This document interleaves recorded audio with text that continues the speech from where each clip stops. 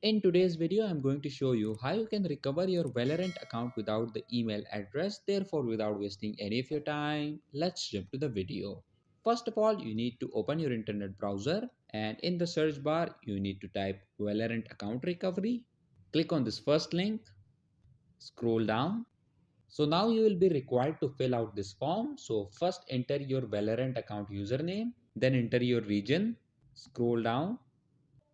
Now enter the email address that was linked with your Valorant account. Click on this drop down that says do you have access to this email and select no. Now enter a new email address. This email address will be used by Team Valorant to contact you. Now scroll down. Now once again you need to enter the email address that was linked with your Valorant account and click on this drop down and select no. Once you have done that, all you have to do is to click on this recover option. And once you click on recover, within the next 48 hours, your account will be recovered. So that was it for this video and I'll see you guys in the next one. Peace out.